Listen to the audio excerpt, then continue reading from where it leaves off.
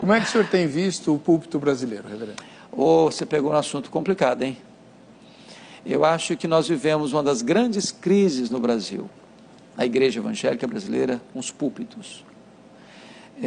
Rasos, muitos rasos, outros que perderam a sua finalidade de transmitir com fidelidade a palavra de Deus.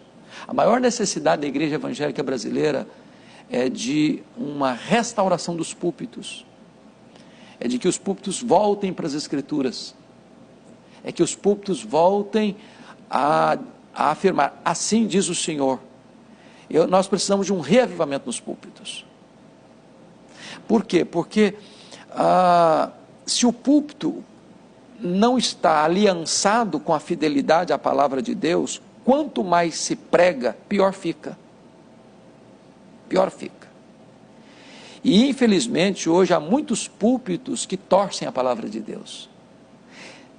Preocupantemente, às vezes até conscientemente, para alcançar determinadas, ou atingir determinados interesses pessoais ou vantagens pessoais. Então a palavra de Deus não pode ser torcida para atender à minha vontade. A palavra de Deus precisa ser transmitida com integridade, com fidelidade. É por isso que nós fazemos, é um termo que nós usamos muito, mas talvez os nossos telespectadores não podem entender por completo, é a palavra exegese. Você vai para o texto para tirar do texto o que está no texto.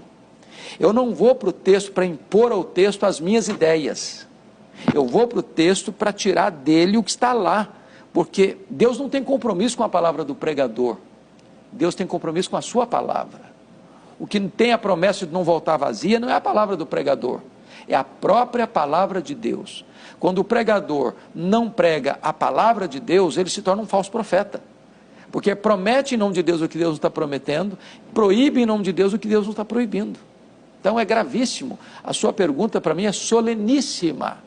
Nós estamos precisando de uma restauração, de uma reforma e de um reavivamento nos púlpitos no nosso país. E como fazer isso, reverendo? Porque nós fizemos isso, uma reforma na liturgia, principalmente na parte de música. Eu lembro quando eu era criança, a parte de música era muito desprestigiada na nossa igreja, cantava-se de forma arrastada, né?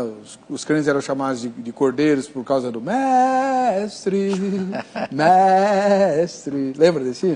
Que é muito bonito, por sinal, mas não é cantado assim, né? Então aí vieram os Vencedores por Cristo e outras bandas e revolucionaram a parte de música na igreja, às vezes até com um pouco de exagero. Há cultos em que tem muito mais música do que pregação, né? Por uma razão. Por exemplo, quando a pregação é fraca, outra coisa é para você preencher esse vazio, esse espaço.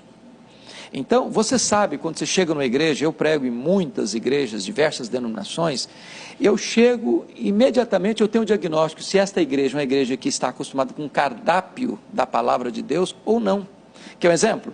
Você chega, abre o texto para pregar, e leia o texto, terminou de ler, o povo faz isso aqui, ó. Você pode saber que essa igreja não está acostumada com Bíblia. Ela não vai, ela não tem expectativa de que o pregador vai pegar aquele texto que leu e vai expor aquele texto. Porque tem pregador que lê o texto, vai embora o texto, nunca mais volta para o texto.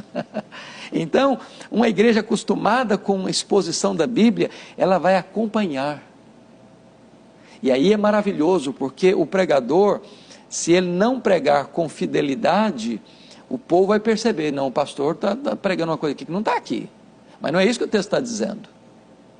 Então nós precisamos ensinar o nosso povo a amar a palavra de Deus, expondo a palavra de Deus, para que quando terminar o sermão, o povo não esteja, que pregador fantástico. Não, a questão não é essa, que texto maravilhoso, que verdade gloriosa, que Deus sublime. Então, não vai se encantar com o pregador, vai se encantar com a pregação. Amém, glória a Deus.